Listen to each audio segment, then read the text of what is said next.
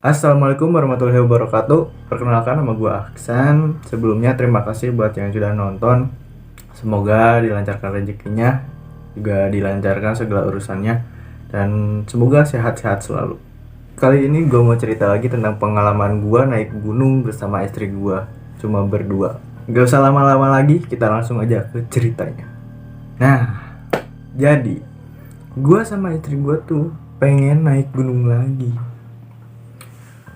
Sebelumnya gue udah ngajak teman-teman gue, tapi dikarenakan mereka gak bisa, ada kesibukan lain, jadi gue berangkat sama istri gue berdua.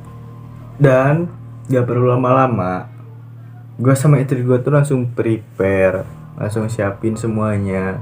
Singkat cerita, kita langsung berangkat dan menuju gunung ya, kita sebut aja gunung B.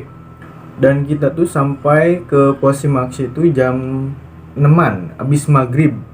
Sampainya kita di pos Simaksi, kita tuh ngobrol-ngobrol dulu sama yang lain, yang sama warga di situ ya. Gak kerasa waktu udah nunjukin jam 8 malam. Gak perlu pikir panjang, kita langsung siap-siap buat naik. Sebelum kita naik, mas-mas yang di base camp itu bilang ke kita, "Kalian bener mau naik jam segini?" Kata gua, "Ya, kita mau naik sekarang aja karena kan besoknya kita siang tuh harus udah ada di rumah ya. Jadi mau gak mau kita jam 8 tuh harus naik sampai pos 1. Itu tuh masih aman. Sampai pos 1 itu masih aman. Pos 2 kita jalan-jalan sampai pos 2 kita baru istirahat. Kita duduk di trek, kita buka peralatan, bikin minuman. Nah, dari situ gua ngedengar suara yang manggil-manggil. Mas, ayo cepetan naik. Dan yang ngedengar itu cuman gua.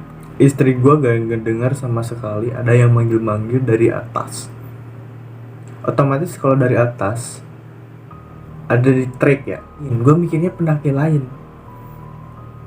Gue abis minum kopi, istri gue bikin teh, abis selesai packing lagi, kita ngelanjutin perjalanan.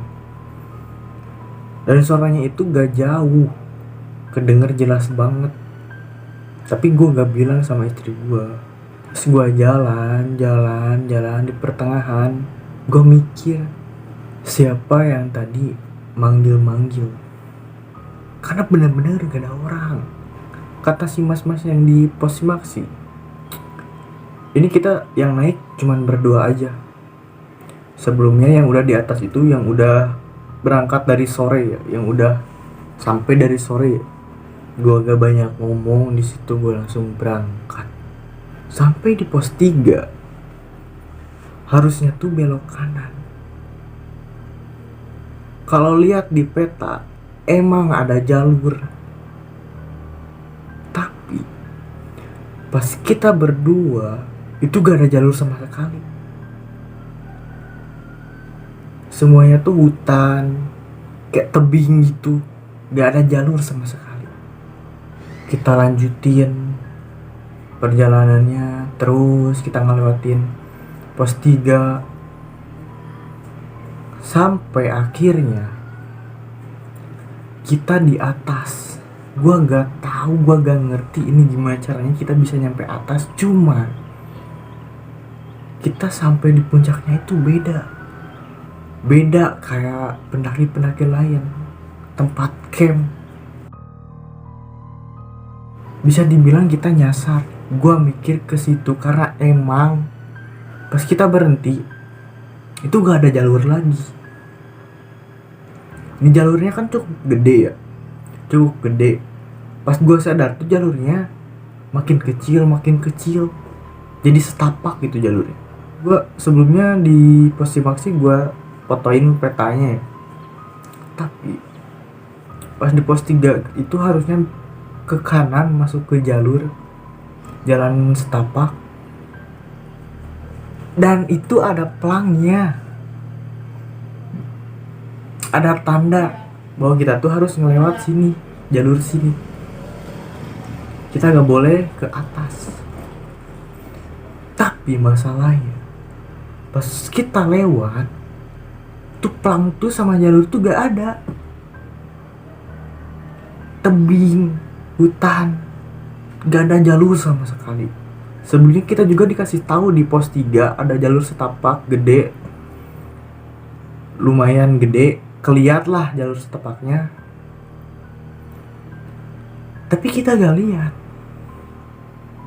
Kita udah nengok kanan kiri buat nyari jalur, tapi gak ada jalur, gak ada plang sama sekali.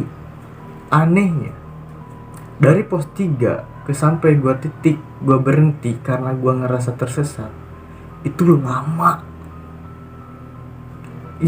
banget.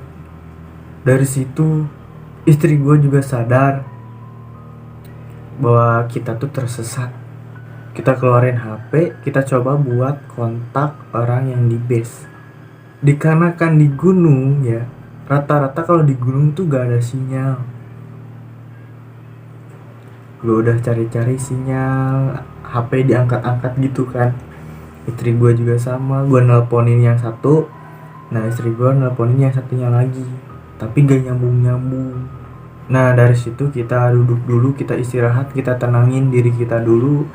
Kita coba perhatiin map. Setelah kita perhatiin map, kita turun lagi ke pos 3. Dan itu bener-bener jauh, gua gak ngerti, jauh. Kita turun lagi, kita cari plang. Barangkali kan plangnya jatuh gitu atau ketimbun atau apa, tetep gak ada. Nah di sini salahnya, abis di pos 3 tuh salahnya gua sama istri gua tuh kita ngelanjutin lagi ke tempat yang tadi gue tersesat. Kita naik lagi sampai kita ke tempat yang sama. Dan dari situ kita duduk, kita istirahat lagi. Di situ kita ngobrol, nenangin diri kita dulu, kita bikin minuman dulu, makan. Sempet-sempetnya kita makan di saat-saat seperti itu. Habis makan semuanya beres, baru kita coba lagi telepon orang yang di base. Masih tetap gak ada sinyal. Nah dari situ gak lama kemudian gerimis. Abis gerimis tuh kabutnya itu tebel banget. Gua posisinya itu lagi di atas kan, gue sampai gak bisa ngeliat ke bawah gitu, ke rumah-rumah warga gitu kan. Kalau dari atas ngeliat ke bawah kelihat lah lampu-lampu warga gitu, rumah-rumah warga. Gue gak bisa ngeliat karena kabutnya itu tebal banget. Di situ istri gue megang tangan gue, dia bilang, ini gimana? Gue coba tenangin istri gue, dan gue coba-coba lagi di HP buat nelpon orang yang di base. Pas gue nelpon, tiba-tiba ada suara langkah kaki. Kita nengok ke arah langkah kaki tersebut. Kita tungguin langkah kaki itu sampai ke kita. Tapi suara langkah kaki itu tiba-tiba berhenti dan gak ada orang sama sekali. Kita berdua langsung mundur dari situ. Dan salahnya, kita bukannya turun ke pos 3, kita malah ngelanjutin. Kita malah ngikutin jalan setapak itu yang gak tahu arahnya kemana.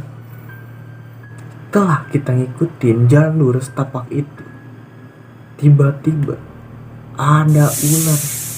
Kita berhenti. Ular itu diem di jalur. Gua coba baca-baca ya, surat-surat, baca-baca yang gue bisa. Istri gue juga sama. Kita merem, pas buka mata, dan ternyata ini cuma mimpi. Terima kasih yang sudah menonton. Jangan lupa like, subscribe, komen, and share.